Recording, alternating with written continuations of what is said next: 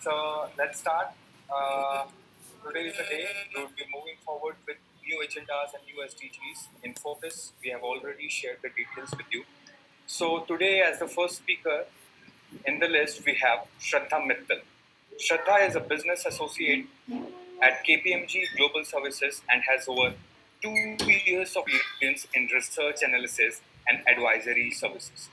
She is a graduate in BSc honors mathematics from Shahid Bhagat Singh College, Delhi University. She has been associated with KPMG since 2017. She is a healthcare and life sciences enthusiast and has been working vigorously for a wide variety of healthcare advisory projects at KPMG. In the past few months, Shraddha has worked in collaboration with consultants at KPMG firms in Japan, Netherlands, and the UK, the US, and Switzerland to deliver research reports for projects that were highly critical in nature. So today we have Shraddha Mittal who would be speaking on SDG 7, which is affordable and clean energy.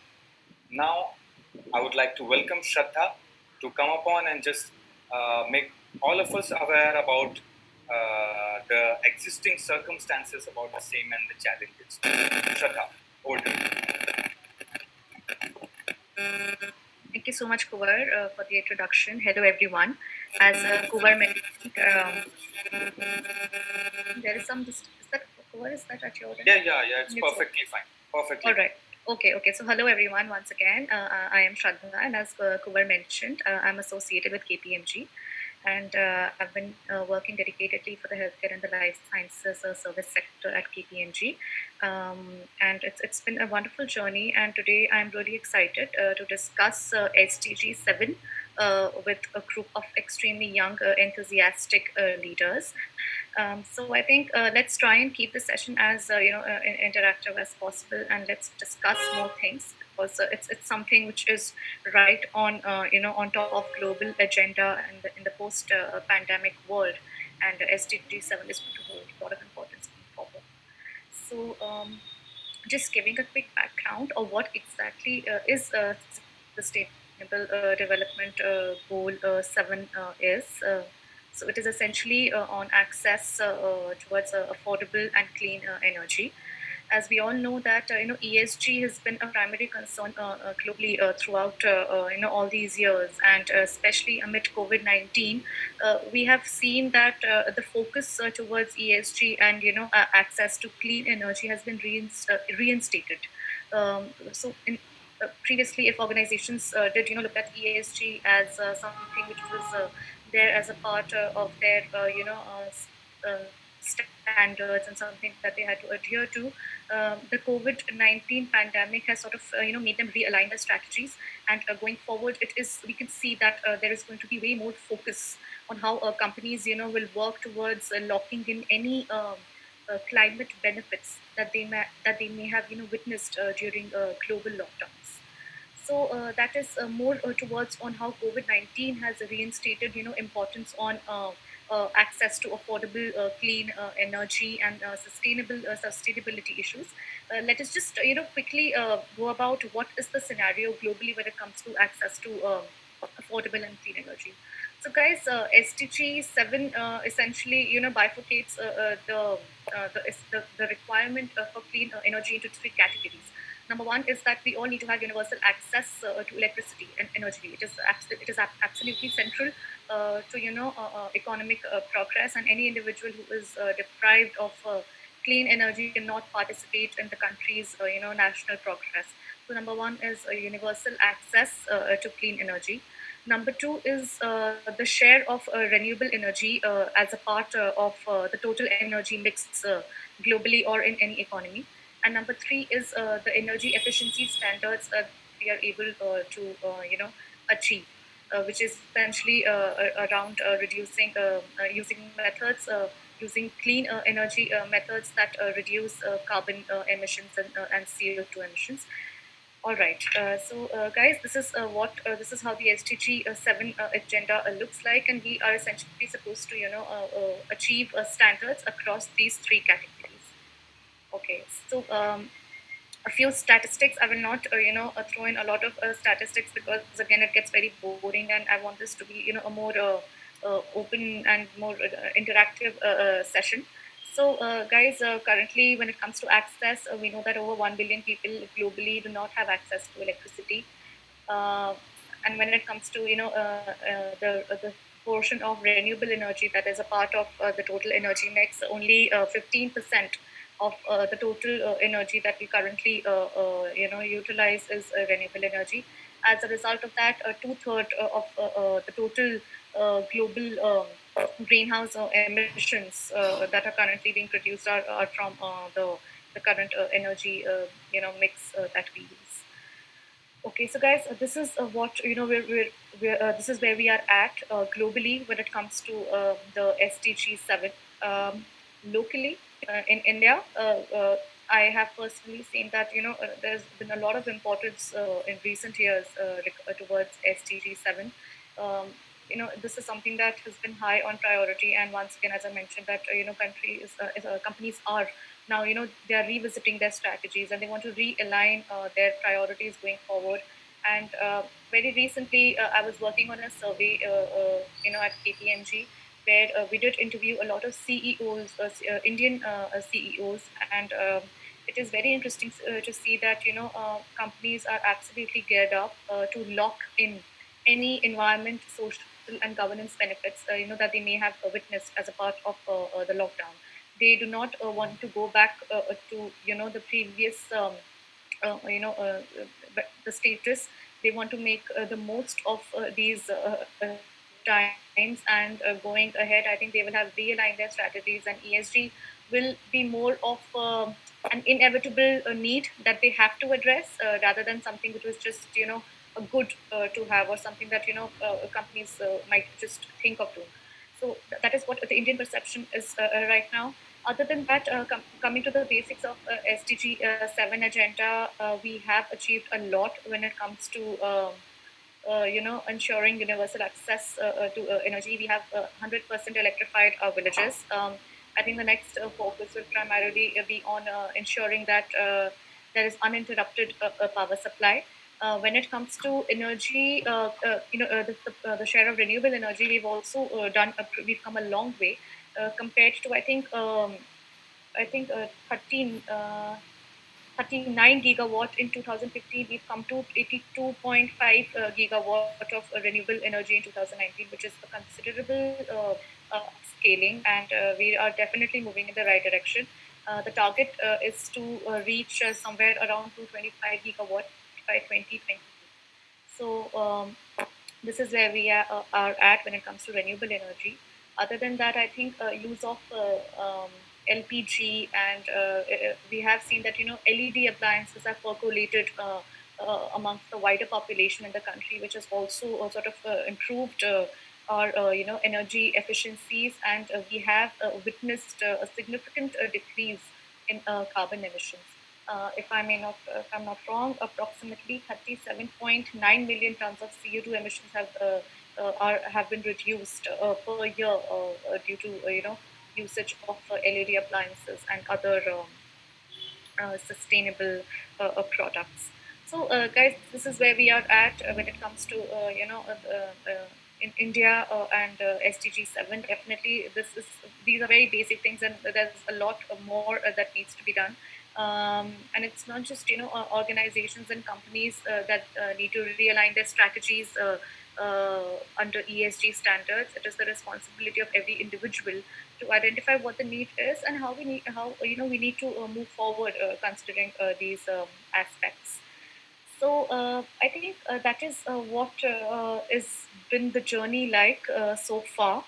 Um, Now, when it comes to what we are essentially targeting by 2030, I think it's very categorically mentioned, and it is very clear. Uh, Again, we need to ensure that there is 100% universal access to clean energy. we need to double the rate of energy efficiency, which means that we need to reduce carbon emissions by more than half. And another point would be we need to substantially increase the share of renewable energy in our current energy mix. And this is not a day's task. This is going to take significant amount of both individual effort and effort at an organizational level, and essentially it requires a lot of cooperation. Companies and the government will have to invest more on infrastructure that supports usage of clean energy and reduced carbon emissions. And it also requires more of a lot of cooperation and collaboration across the entire spectrum of when it comes to like corporate, and there needs to be good balance between a public and private sector. And I think everybody sort of needs to come together to understand what is the need and how we need to move forward. So definitely we can't be working in silos to address SDG 7, because it is something that is it is percolated in every aspect of society. Energy is something which is very basic, and I think the primary goal going forward to address and meet the standards set for 2030 would be that we all come together, and as one unit, we try to address these agendas. And I think that is what it is when it comes to SDG 7. We have discussed a few statistics as to where we are, but interestingly, guys, what is really noticeable right now is how people are looking at climate gains and environmental benefits during COVID-19. I'm sure you have also must have noticed how perceptions are changing. You can see that there are people who are willing to use more environmental friendly modes of transport, and this is something that has happened out of this we did not have a choice. Because of sort of like global lockdowns, people are shifting towards use of more bicycles, and there has been some sort of change in perception. uh, India still has, we are moving in the right direction, but we can definitely learn from some very good global practices. I think European countries are leading the way.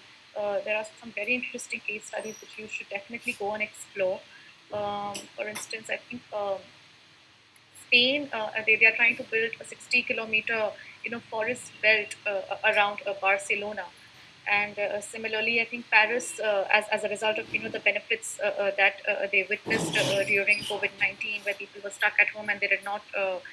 They couldn't go out, so obviously there was a massive drop in carbon emissions. I think Paris, the French government has identified these benefits, and they are trying to make Paris into a 15-minute city, where essentially one can easily travel to the nearby. I mean, requirements, any store or on bicycle, and the entire idea would be to reduce use of cars and other modes of vehicles, and make the entire mode of transport more eco-friendly. I think similarly, I recently worked on a project where we did discuss how countries are also revamping their road infrastructure to meet these new requirements. Uh, there are governments who are trying to integrate a dedicated bicycle lane in the road infrastructure to ensure that this is something which is the new normal. This is a part of reality, and we should definitely not go back to how things were before the pandemic. So I think, guys, this is where we are now when it comes to SDG 7, and it's been a beautiful journey so far, because there have been significant gains witnessed. But I think following COVID-19, uh, definitely, I think there will be a change in perception, and conscious efforts will be made by both government and corporate organizations and individuals towards achieving more ambitious targets by 2030. And I think from you guys as young leaders, and you are the people who will be driving the change. You are responsible for essentially bringing this change, and we do expect you to constantly engage in brainstorming discussions and come up with some policy suggestions, or some any analysis or frameworks that you think can contribute towards achieving these agendas, and do try and explore what other countries are doing, how governments are incorporating activities like the ones that I mentioned, a forest belt, or turning a city into a 15-minute city that reduces use of vehicles, and revamping the road infrastructure. So these are just a very few examples. I think, I'm sure there's a lot happening on multiple forums and platforms, and we as the youth can definitely be extremely proactive and reach out to people, explore different forums, and come up with some very strong um points, and some robust analysis which can be infused into policy making. So I think, and that is pretty much it. I think, Kuvar, you can please take over. That was a really crisp and precise session. Thank you so much, Shraddha. I also do agree that various steps are now being taken because now we have come across the demerits of whatever wrong we have done in the past, and now everyone is coming, and specifically just after the COVID period. So that was a really enriching session by Shraddha. Now I would wish that you take certain questions, 4 to 5 questions asked from the side of the participants.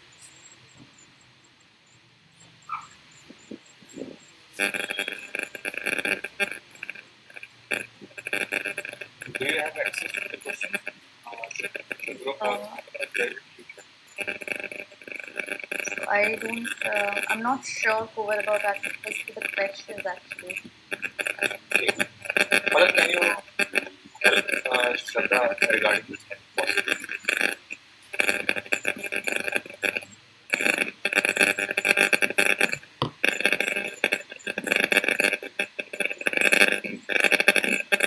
Hello?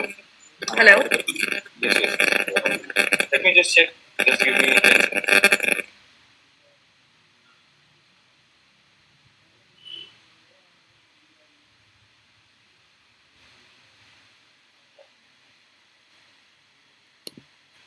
Hi Shraddha. I think there have been questions on Telegram group. One of it says, if I can tell it to you, can I? Or should I? Yeah, sure. Yeah. The question is, can you elaborate on affordable and clean energy challenges and opportunities in Indian context?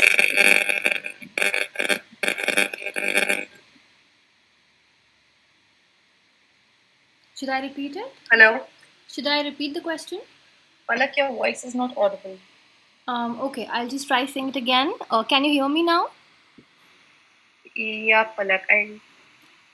I think I'm. Am I audible? Can I Yeah. repeat it, Palak? Yeah, but there's like a little disturbance from your side, Kumar. I think you're muted. Yeah. Am I audible? Okay, I'm just going to repeat the question again. Can you elaborate? I hope you can hear me now. Can you elaborate on affordable and clean energy challenges and opportunities in India?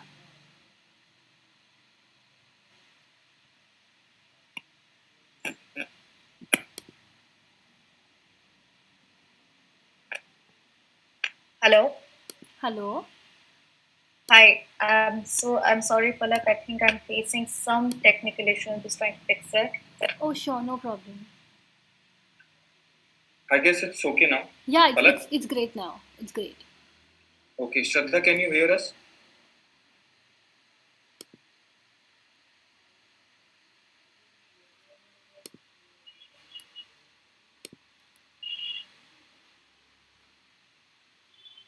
Shraddha, can you hear us? I think Shraddha is like resetting something, so we'll have to wait a little, I guess. Okay. Ashwini sir, just switch off the camera. possible.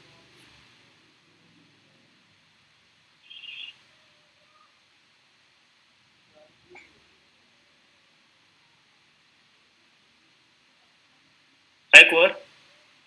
Yes, hello. It's audible, it's perfectly fine. Shraddha.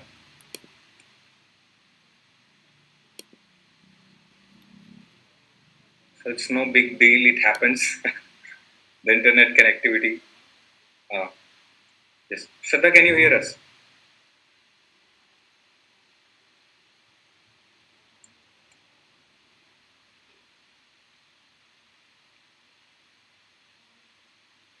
Hello?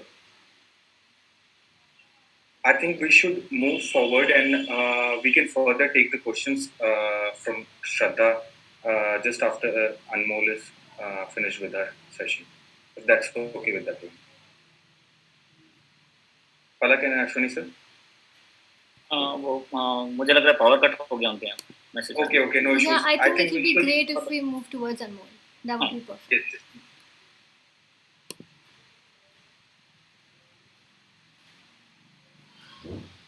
Hi, I hope I'm audible and visible. Yes, yes, Anmol. Let me just introduce you for the. Yes. Yes. So, hello guys. We have Anmol with us. So, let me introduce you all for. So, Anmol Rathore is a policy professional with an educational background in economics from St. Xavier's College, Jaipur, and regulatory governance from Tata Institute of Social Sciences, Mumbai. She has proven and demonstrable experience in interdisciplinary policy research, proficient in primary and secondary research tools used in policy analysis.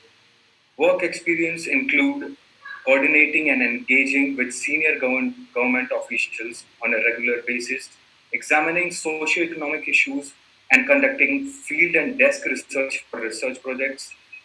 Possesses a strong academic record coupled with stakeholders engagement and coordination skills acquired during both academic and professional tenure.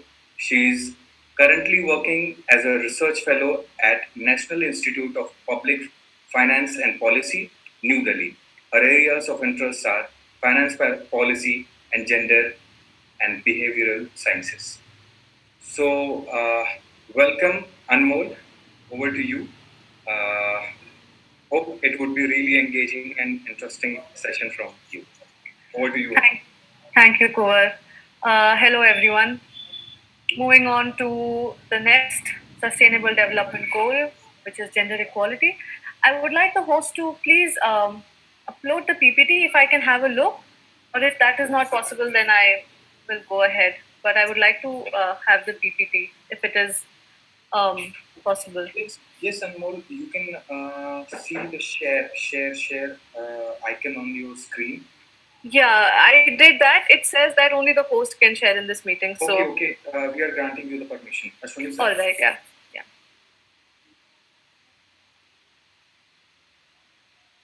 Ashwini sir or Palak, can you please grant the permission to Anmol? Yeah, I got the permission. Yeah, that's great.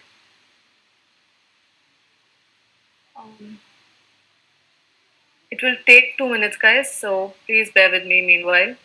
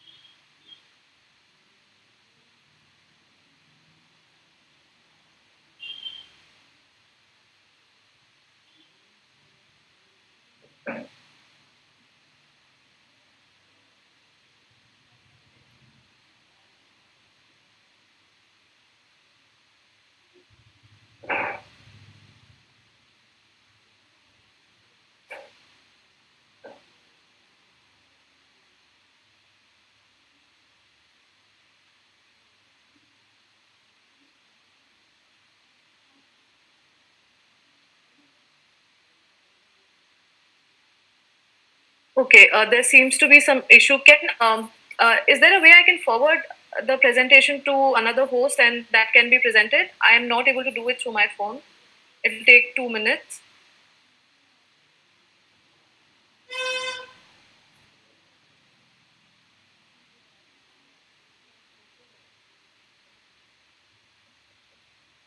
Hello, am I audible? Yes, you're audible. Yeah. You're actually checking it. You're trying. All right. Okay. It's not getting done from your side. It's not. Yeah, it's.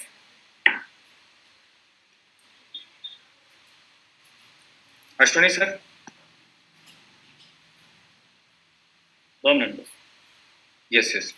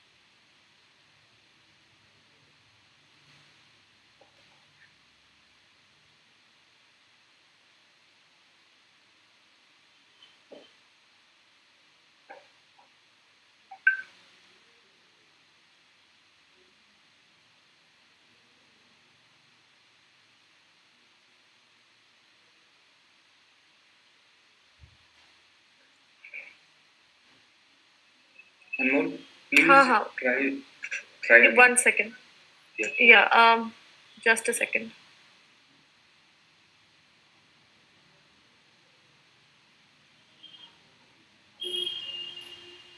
Oh, guys, I'll have to disconnect. I'll come back in a bit. Yeah, I'll come back in a bit. I'll have to disconnect meanwhile. I'll be back in 30 seconds. No issues.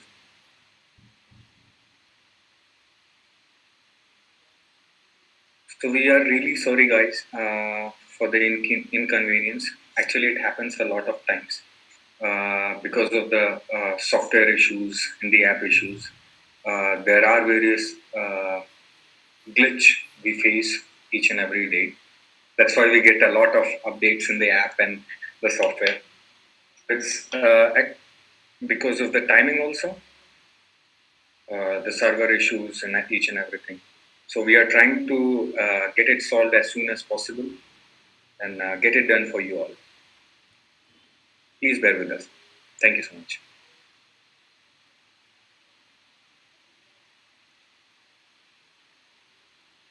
Yes, Ashwani sir, the screen is visible. Yes, the screen is visible.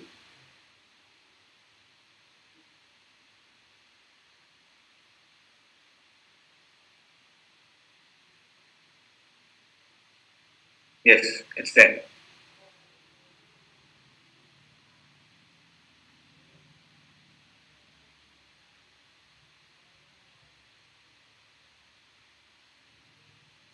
So we must just wait for Anmol to rejoin and then we'll start again.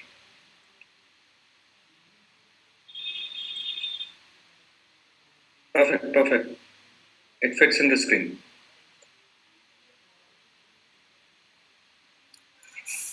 Hello. Am I? Yes. And Yes. am I visible?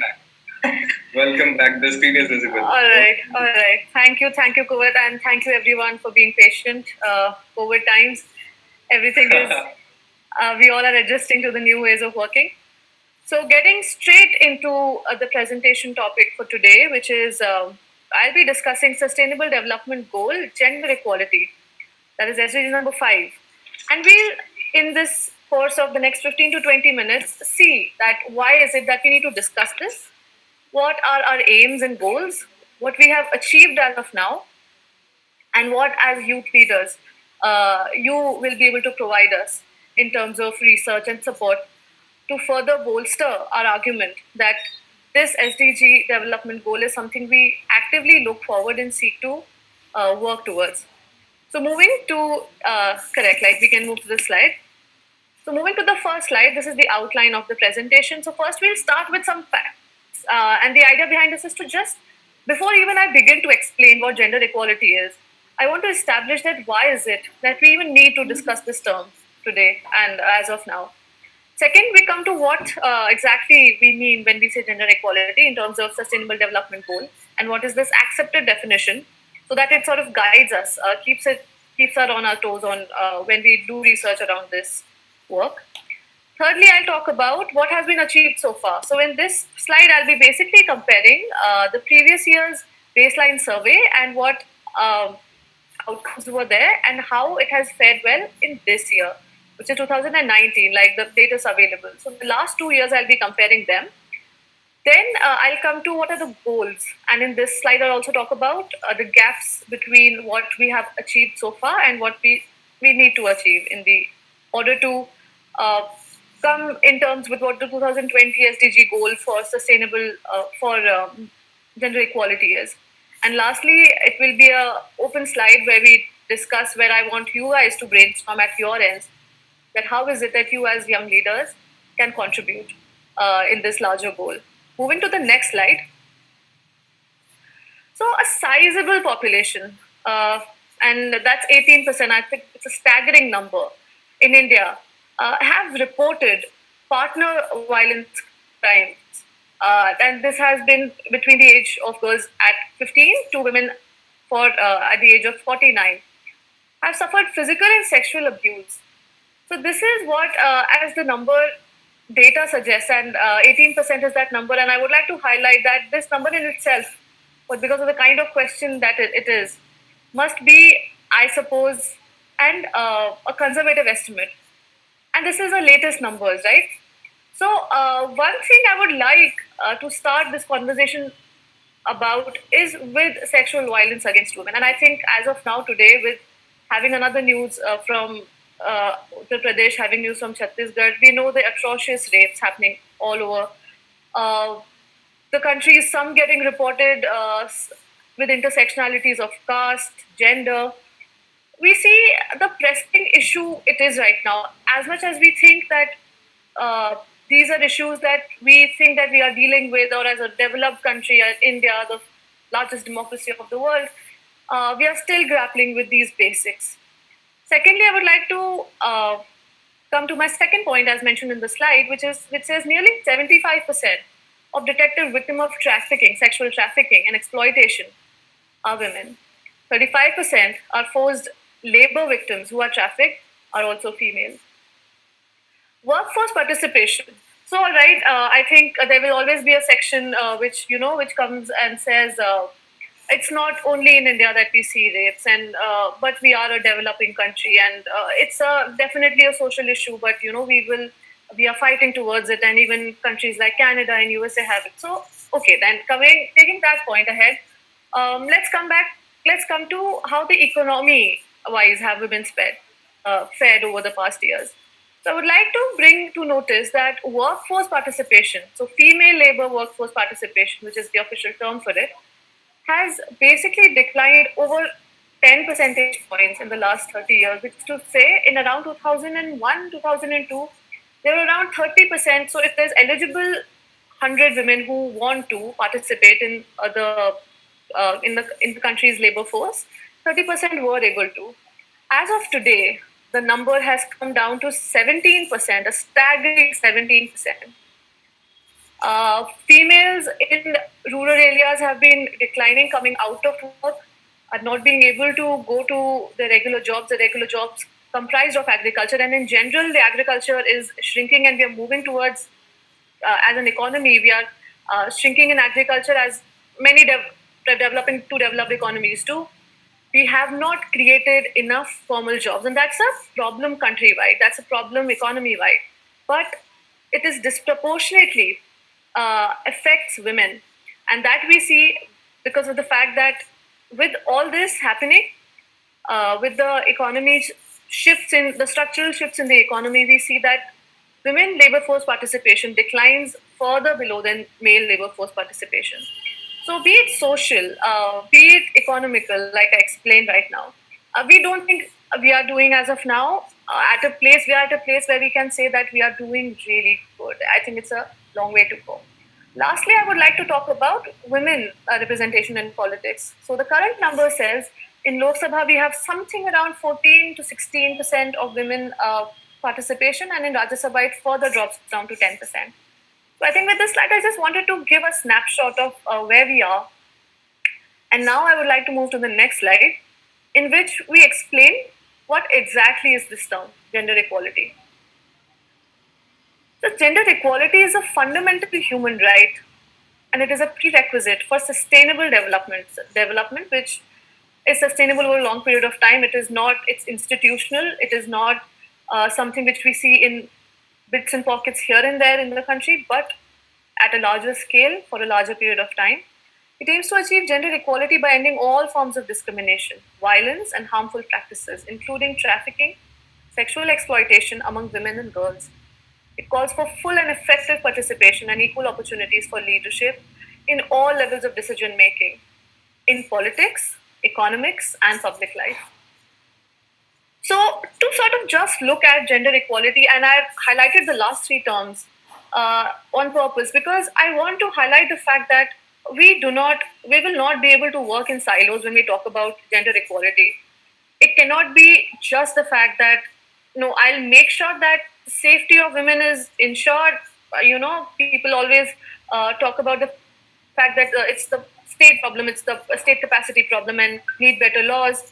While we definitely need better laws, we cannot also ignore the fact that we also need female workforce participation. In India, it is coming at around 17%. I would like to highlight this is equivalent to Arab countries to whom we look down upon, and we are faring equally to them. In countries like USA and Canada, this number rises up to 60% and 70%. It is social, it is economical, it is political. It is not any one of these terms. Everything is all inclusive when we talk about gender equality, and that is why currently, definitely the participants who are listening to it right now, I want to emphasize that whatever field you are coming from, you're coming from a social sciences field, you're coming from an economics background, you're coming from a sciences background, there are ways in your own universe and in your own system of thinking that you have developed where you will find such gender based discrimination, and it is all encompassing, like I mentioned. So, because it's an all encompassing problem, the solutions also need to be interventioning at various levels of decision making, not just one. Moving on to the next slide. So, like you must have seen before, we are discussing the baseline index, the SDG Indian baseline index, and for clarity's sake and for comparison's sake, what I have done is at the side of your right, where we see the red blocks are higher, that is the results for 2018, and at the left-hand side, where we see Jammu Kashmir getting a yellow and Kerala getting a yellow, that is the current baseline survey's result. So, like a silver lining in the clouds that we discussed, in a year's time, it looks like we have slightly improved. In terms of what we have achieved. So now, how this survey is taken out, you will find the detailed methodology in the report itself. But basically, there are questions regarding gender discrimination, questions regarding sex ratios, questions regarding wages, and basis of that, they do raw data survey, then they normalize it to the population, and then they come out with these numbers. So we see that there are some new emergence in the current scenario, in the current system, where we see Jammu Kashmir has come up, Himachal Pradesh has come up. But we also sadly see that Sikkim, for instance, in 2018 was in a yellow zone, which is it was doing slightly better than the red states, which is mostly the sadly, which is the majority, in particular SDG 5, has taken a taken a back seat, and we have seen that Andaman Nicobar, the small island that we see from here, it was also doing better in the last year, but in the current year, we again see it in red. So broadly, what I want to allude to the fact here is that broadly, if we divide how India approaches this, we are looking at some 5, 6 parameters, which is something we actively want to work towards and have have better access, and we want better information, and we want to improve in those parameters. First, addressing gender-based discrimination. This is now social. This is economical. So at the scale of at various levels, that is one thing. First thing we want to really address. Second is social protection and economic empowerment. And there are some improvements we have done in this case. For instance, Manrega. If you look at it, more than 50% of the population of the participants in Manrega are women. We also see that in the social pension scheme that we have, which is national NSAP, which is for old age security pension, we have something called INWPS, which is for widow pension, and something called disability pension. So we have provisions for a widow pension scheme in India, which has been mentioned in the baseline survey index as well. That how at various levels of policy there has been impetus given to women and women related policies and issues, so that it sort of we help the index in general and just the condition of women in the country as a whole to be better than what it is today. So we are doing some bits, and like I said, there have been some improvements here and there, which is a way forward, which is good. Like things take time. It's a big country with limited state capacity, but I think it's a long, long way to go. And furthermore, I would like to highlight that empowerment through technology is another thing which the government and we as policy makers and thinkers should be thinking about. That how is it that we leverage technology and make sure financial literacy, financial technology reaches up till women. It's just a random figure I'll throw at the participants right now. I would want you to please further look into this. Recently, we were talking about education, and we were looking at the data, and we figured that access to a mobile phone or access to a computer also significantly differs in urban and rural, sure, because that is something we expect, but it significantly differs between the male child and the female child, between the brother and the sister. So something as basic now, what we can term as basic, because India has a penetration of around 60% of mobile phones. Something as basic as that is also scrutinized, and it's also being discriminated against. So forms of discrimination have probably changed. Probably 20 years ago, 20 years ago from now, we used to figure that we could hear stories about women not getting adequate information, adequate education, and now we are hearing stories that the form has changed from education to ownership of, say, a technological product. So there are various kinds and various ways discrimination will be evolving and is evolving over the years. Knowing which, as policymakers, we need to be cognizant of these. These five is what it's an illustration, but these five at least points where we think we put our thoughts around these points and figure that how is it that we make sure at least the basic this level of intervention, we make sure that women get equal opportunity and participation. Moving on to the next slide.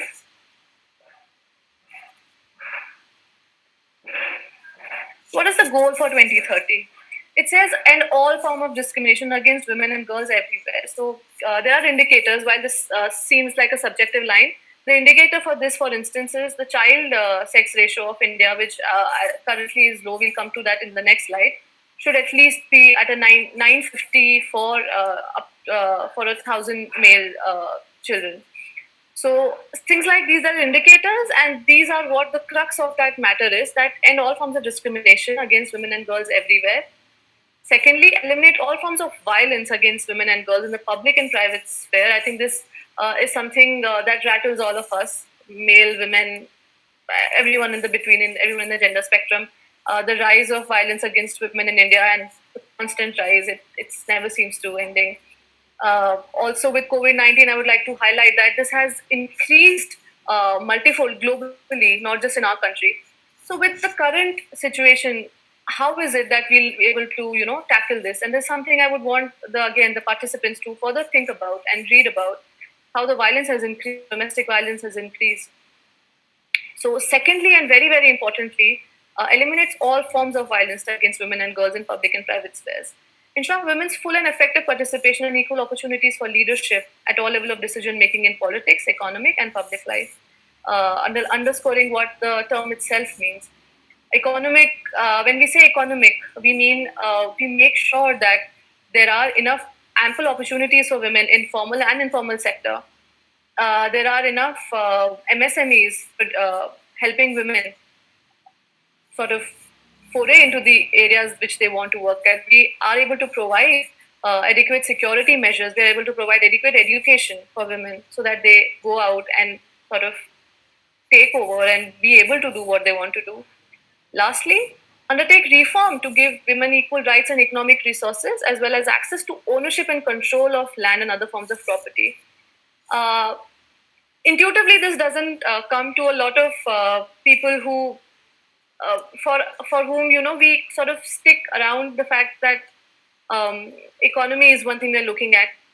There is the numbers are really bad when we look at ownership of property, and while we go deeper into it, and while we have laws which gives women in the eyes of law equal opportunity and equal participation in the say parental property, for instance, the numbers are bad.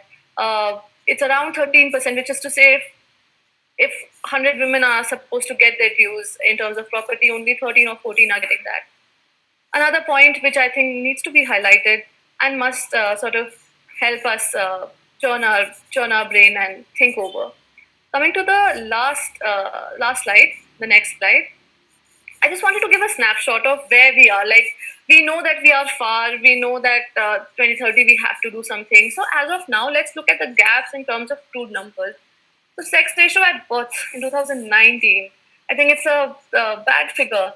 That in 2019 we are at something around an 896 girl child over 1,000 male children, and our target is to reach a 954. So I hope this makes the gap clearer. Secondly, male to female ratio in terms of wages. I think this is something we are slightly improving on. The baseline survey 2018, I think we were at something around 0.6%. Sorry, 0.67. 0.67 was the ratio. So basically, we aim towards a one. We aim that the ratio between female and male wages is equal. As of now, it's getting better. So, like I said previously, there is some ray of hope here and there, and we aim to improve it further. And one is our target for 2030. A crime rate towards women, for every lakh women, we see a percentage of around 50-ish% women are recording and providing facts against having seen some or the other sort of sexual discrimination, violent and discrimination against them. That is something we, as a country, I mean, it looks idealistic that we want to achieve a zero there, but that is something. At least as the young policymakers, should not seem idealistic to us. We should not. Begin thinking or start thinking by the fact that ये कम नहीं हो सकता, or it is just too far a number that we can't achieve. Especially because the younger population and people like us, this sort of should really help us even further bolster our commitment towards the goal in itself. Lastly, female labor force participation rate to 23. There are some sources which say 2019 has a 23% participation rate. The baseline survey itself says it is around around 17 to 18% now. So I've used one of the numbers, 23%, but nevertheless, it is low. 17 or 23, it is bad. 20 years ago, it was better than this. So, what are the ways we can think to basically improve female participation in economic spheres? If we do that, we'll automatically, as a consequence, improve their participation in the public and private spheres. So, with this, I would like to end with the very last slide, which is a concluding slide, and I would like to open the floor to basically just the last slide, and now then we are done. Basically, for the participants who are listening, that how is it that you, after having the snapshot of how things are working around, and I'm sure people, anyone who reads the newspaper once in the day has an idea that how is the performance for our country, particularly regarding gender equality. So I would like to open it all for you guys to be able to think over the points that were mentioned today, and how is it that as an individual you think you might be able to support and be able to further take the commitment forward. It can be in terms of research, it can be in terms of you picking up a friend in the cohort, and both brainstorming ideas in session, that what can you do about your state, what can you do about something which particularly interests you. So I think, concludingly, I would like to say that we know the problems. We think that the solutions are too far fetched, but maybe they are not. Maybe it's not as difficult as we think it is. And we need to take that first step. And with that first step, with the aim that we receive participants and we receive more and more people discussing what is it that they think about this problem, and what is it that they think as interventions towards the SDG 5. We'll be more than happy to have that. And yeah, with this, I would like to end this session. Thank you. Thank you so much, Anmol. So, what I would like to say about this session, that it was just like Virender Sehwag. Initially, we struggled a bit, and then after that, it was smooth. So, Anmol, thank you. We have a lot of questions with you. So, are you ready for the questions from the side of our young leaders? Yeah. I don't know. I can't say no. I have to say yes. I am ready. Okay. So, I'm just quoting the questions for you. Yeah. So, you just answer after that.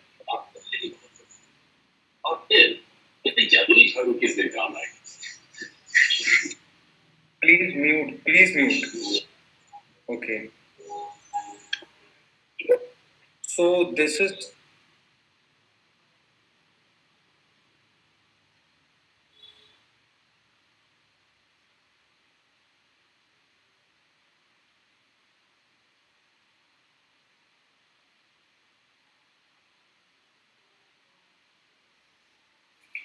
Kuvar, I cannot listen to you. I suddenly lost you. Okay, now I can. I think you were on mute. Now I can. Yeah.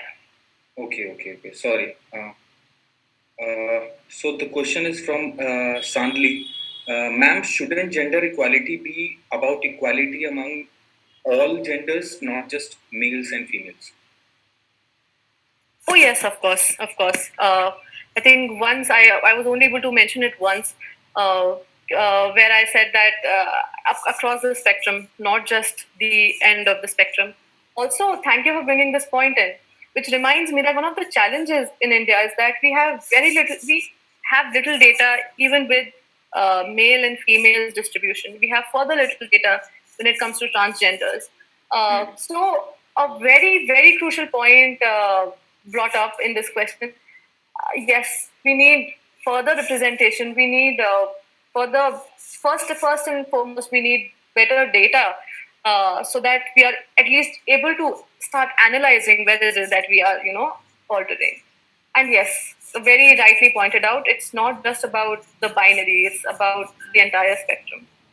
Okay, so many of them have asked a similar question. I guess all the questions of similar pattern have been answered.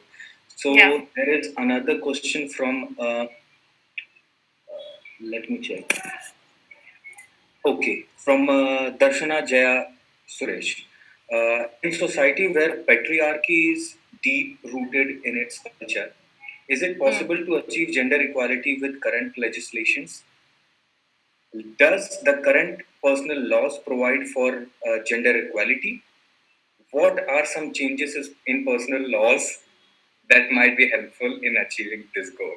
So this is really hard one. So So I'll take it in parts. It's a PhD level question. Like I mean, thesis can be written on this, but I'll just try to really answer it in short and concise manner. yes. First, is the current laws sufficient? I think laws still come down to society. Like we have the Nirbhaya Act, right? We have Dowry Prevention Act. We have uh, relevant acts which make sure that women participation in economic life is better. We have in MSMEs, we see that in the MSME sector, we see that there are laws coming, there are policies coming which promote more women to sort of come in the field and foray and do what they intend to and be able to make money, etc. But we don't see that level of uptake. That is one. Second, not having that access at all, or not having that legislation or laws at all, is also not. That's also not something is what I'm saying that कि नहीं भी होगा तो चलेगा. No, it is a two-way process where we are able to provide adequate support and adequate legal support uh, to women in the country, and we are also as a society be able to make sure that public and private spaces are filled filled with women. Something as small as the fact that I can go to work, that makes me want to go out of my house and be able to work and not worry about the consequences. Something as simple as that, it boils down to something as simple as that also. So it's a two-way process. It's also how the society as a whole, the state machinery, the state capacity as a whole needs to function. It's also the laws. So yeah, I forgot the first part of the question. Can you please repeat it, Kumar? Yes. Just let me repeat it. I have to. It's just the same about the current legislation and personal laws and all that. Yeah, I think she once mentioned that as a patriarchal society can be. It's See, yeah. Uh, uh, how do I am just wondering from where do I begin answering this question. Yes, patriarchal society. Yes, patriarchal world. Yes. Do we stop there? Are we saying that we are equal, or are we saying that we want equal opportunities? We are not saying we are equal. We are not saying that Kamla Bhasin said once, which I remember very clearly, that पितृ सत्ता का जवाब मातृ सत्ता नहीं है. I'm not saying we have to revamp this entire model and पितृ सत्ता का जवाब मातृ सत्ता नहीं है. पितृ सत्ता का जवाब है बराबरी. And when we talk about barabari, when we talk about equality per se, we're talking about equality in opportunity. And that is something, even if you think it is idealistic, even if you think still the last breath of your life, you should be fighting for it. We are here because today on people and colleagues in the panel, we are here because probably 50 years ago, somebody was fighting for the right for us to vote. Somebody 100 years ago was fighting for the right for us to study. And that is how the society we grow. You or me might not be able to see the ideal world, but that is what we should strive for nonetheless.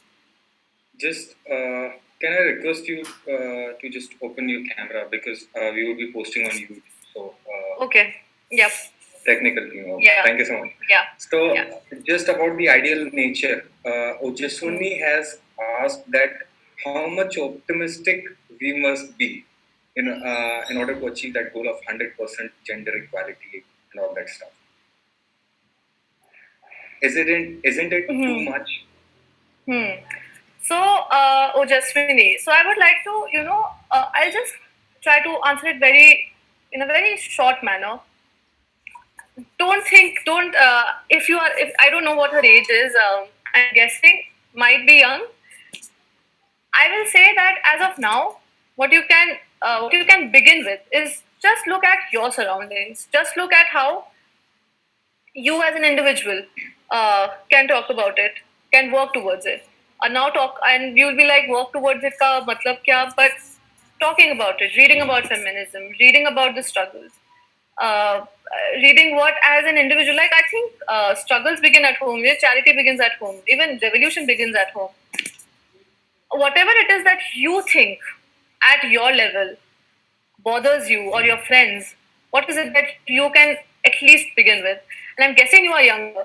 And then probably when you become older, I expect that you come in the policies, you come in the policy circles, or wherever it is that you are, even if you're a lawyer, if you are in a public sphere, if you're an actor, if you are anything that you wish to do, you make sure you talk about it. You make sure you sensitize people about it.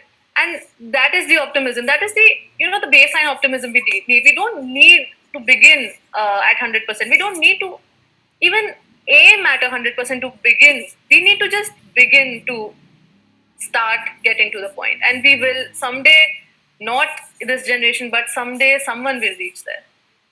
Okay, that's great. And the last question would be from my side. Yeah. It is a technical question, but I would love to have your perspective regarding this. You talked about the parliament of the country, the lower and the upper house. So, regarding the gender equality, do you think that reservation in the parliament of the country, is it the solution forward, or it is the negative part? It is the negative role for the same. The reservation in the parliament, is it having the negative impact or the positive impact? What is the way forward according to this? See, I think when as a woman, a man is talking about, say, issues regarding me, I think that's a second-hand opinion. That's not a wrong opinion, no. But it is still not something which he or he must have observed himself. It's something he must have heard from a friend or from a wife or from a mother. In politics, in decision making, in the public sphere, we increasingly need women because we cannot ignore the fact that we have women. And because we have women, there are specific issues which, as women, we'll be able to sympathize, not to sympathize, be able to understand them better. And if that is not reflected in our politics, it's a cause of concern. Will it solve all the problems? I don't know. I wish there was anything that could solve the problems, but then there is nothing. But do we not even start thinking about it? No. Second thing I would like to mention, while there is clear data available for Lok Sabha and Rajya Sabha, which is a little low, but we are doing better in the lower levels of governance. Like in panchayats, we see there is better participation.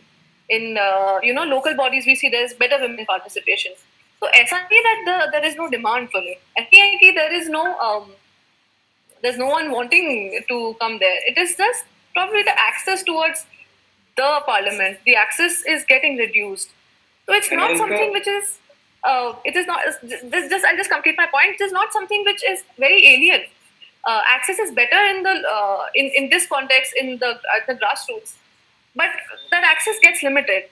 So ऐसा नहीं है कि we don't want them. We want them, and that is why the reservation points come in. क्योंकि we are having them here and there, but we are not having them in the parliament, and that is something we do definitely need. So if reservation creates that impetus, then why not?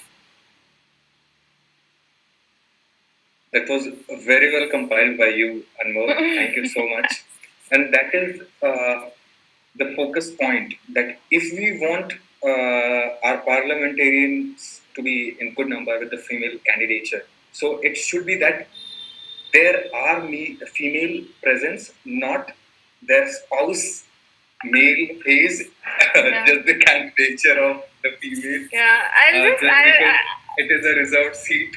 I'll just mention this small anecdote of you. I won't take the name because it's a big party, but someone from the cabinet, a woman from the cabinet, was apparently leaving the cabinet because of certain issues, like certain ideological issues. And the women came later to talk about her resignation. Her father-in-law, who is also in the parliament, talked that my bahu will be leaving cabinet tomorrow, and that woman herself is a voracious speaker. She is an MP from Punjab, and she is in the parliament. And I couldn't. It took me a while to understand that why did he have to come around and say that she is not a child. Exactly. Things like these.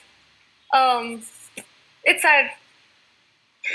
Thank you so much, Anmol. That was a really enriching session from you. Thank you. This session ends here. Thank you so much, Anmol. So, Thank you, everyone. Thank you for hanging till the end. Thank you so much. So, do we have Shraddha? Because we had left over the Q&A session from Shraddha. Shraddha, can you hear us? Hello? Ashwani sir?